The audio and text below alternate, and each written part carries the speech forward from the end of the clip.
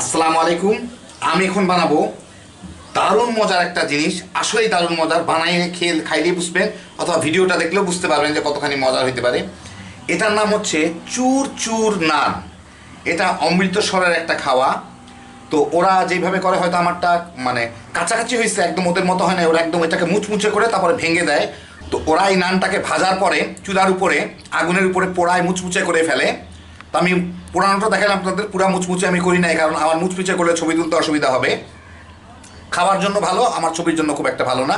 তা আপনারা যে যা যদি করেন ওভাবে মুচমুচে করে নিতে পারেন, কিন্তু মুচমুচে করেন আর যাই করেন, খাইতে সাংঘাতিক মজার।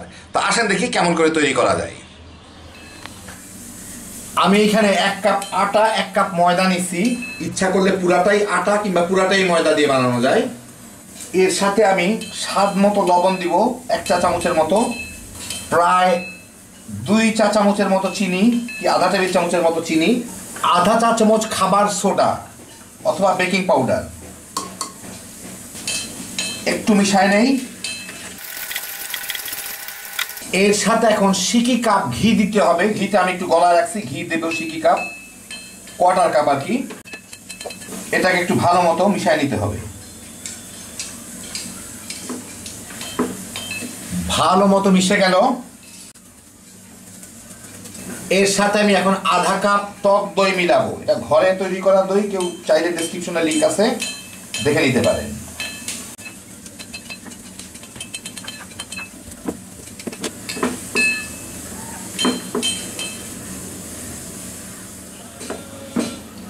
মোটামুটি মিললো।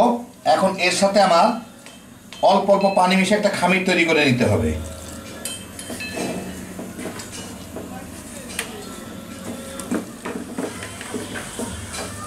ও আর এর সাথে কতগুলো ধনিয়া পাতা মিশাইতে হবে কুচি। আমি প্রথমে ভুলে গেছিলাম, অসুবিধা নাই, এখন মিলায় আমি আবার ভালো করে আমি মেখে নিই। একবারে শুকনা ময়দার সাথে মিলাই দিলেই ভালো হইতো। এখন আমার একটু বেশি পরিশ্রম করতে হবে, অসুবিধা নাই।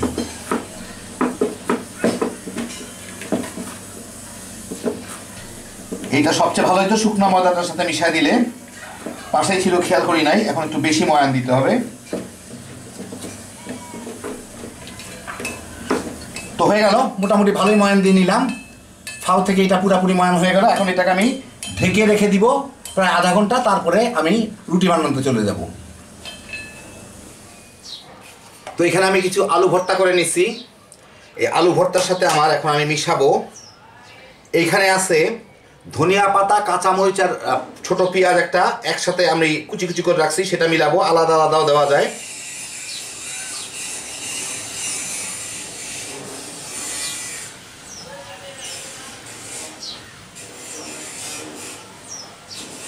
একটু গরম মশলা আমার স্বাদ মতো, 1 চা চামচ জিরার গুঁড়া। আরেকটা জিনিস, এটাকে বলে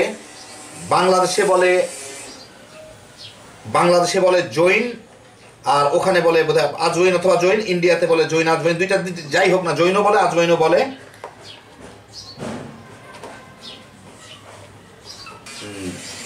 গোলমরিচের গুঁড়া,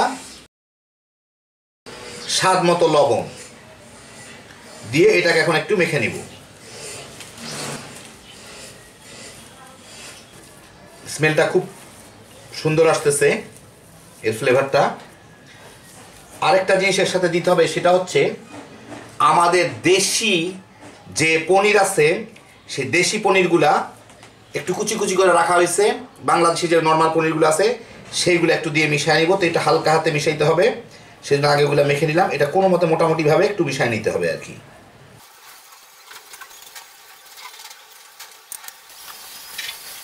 তো হয়ে গেল আমার মিলানো। এখন আমি পরোটা বানাইতে চলে যাব। এখন আমি এই ময়দাগুলা নিয়ে এর ভিতরে একটু ময়ান দিয়ে নিই। হইল। এখন এর থেকে এখানে আমি ছোট ছোট লেচি নিয়ে নিই। হইল, এতটুকুই আমার জন্য যথেষ্ট। মানে পরোটাগুলো ছোট ছোট হয়। আর একটু নিয়ে বাস হইল।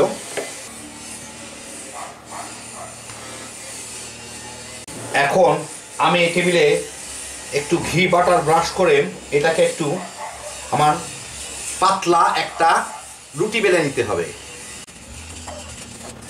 বেলুনটা একটু মেখে নিই।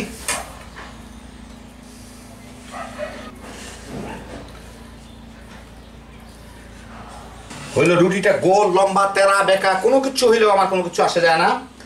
এখন এর উপরে আমার একটু ঘি বাটার যেটা হোক ভালো মতো একটু ব্রাশ করে নিতে হবে। তার উপর একটু ময়দা ছিটাই দিতে হবে,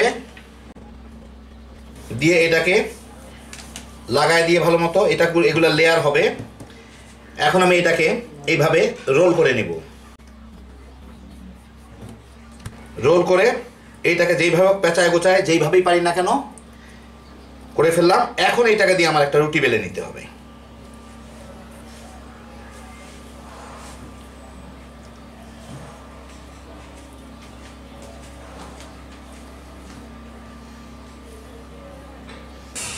ছোট্ট একটা রুটি বেলে এর মাঝখানে আমার এই পুরগুলা দিতে হবে আন্দাজ মতো। একটু বেশি করেই দিতে হয়, বেশি করে পুরটা দিয়ে আমার এই সাইডগুলাকে এনে লাগাই দিতে হবে। খুব টাইট করে লাগাইতে হবে।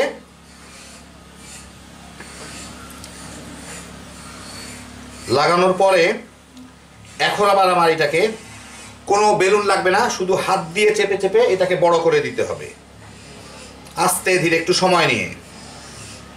কোনো বেলুন দিয়ে চাপতে গেলে ভিতরে এটা বাইর হয়ে যাবে, তত এটা খুব যত্ন করে করে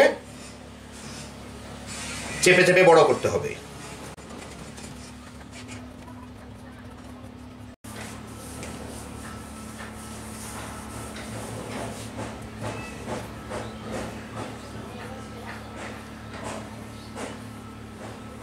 তো যা হইলো হইলো, এই যে এরকম এই সাইজের ছোট ছোট আমি রুটি বানায় দিব। প্রত্যেকটাকে খুব একটা বড় হবে না, কিন্তু বেশ মোটা হয় এই জিনিসটা। সবগুলাকে আমি এরকম বানায় নেব। বানায় একটা প্লেটে তেল মেখে নিছি, তার মধ্যে আমি রেখে দিব। এখন একটা তাওয়া গরম করে আমি ওইগুলাকে এর উপরে দিয়ে ভেজে নিব। তো এদিকটা দেই, দিয়ে হাতে চেষ্টা করি যতদূর সম্ভব একটু ছড়ায় দিতে, যত বড় করা যায় আর কি। আরেকটা জিনিস করতে হবে, সেটা হচ্ছে একটু ধনিয়া পাতা উপরে দিয়ে দেবো, ধনিয়া পাতার কুচি। তো আমি একটু কুচি দিয়ে এখানে একটু চাপ দিয়ে দিতে হবে আর কি, এটাকে চাপ দিয়ে লাগাই দিতে হবে। বেশ ভালো পরিমাণে ধনিয়া পাতা দেয়। যদিও এগুলো আলটিমেটলি শেষের দিকে থাকবে না, পুড়ে যাবে, নাইলে অন্যরকম হয়ে যাবে, তারপরও দেয়, আমিও দিলাম। এখন এটাকে এক সাইড আমি ভেজে নিই।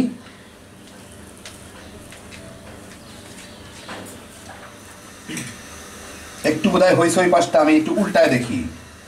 হ্যাঁ হয়েছে। এটা কিন্তু তেল দিয়ে ভাজা হবে না, এইরকমই বাদামি করে ভাজতে হবে। তারপর একটা জিনিস করতে হবে, সেটি আপনাদের আমি দেখাচ্ছি।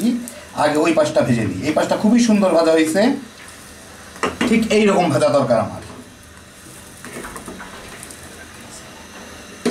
আচ্ছা, ওই পাশটাও মনে হয় হয়ে গেছে, আমি দেখি। হ্যাঁ হয়ে গেছে, এই যে দেখেন এইরকম। এখন এটাকে যা করতে হবে, এখনও নরম আছে, এইটাকে আমার এখন ওপেন ফ্লেমের মধ্যে দিতে হবে। আমি এটা সরাই, এটাকে আমার হালকা একটু পোড়া নিতে হবে, খুব বেশি না, অল্প করে সাইডগুলোকে একটু পোড়াই নিতে হবে, যাতে একটু পোড়া পোড়া গন্ধ আসে।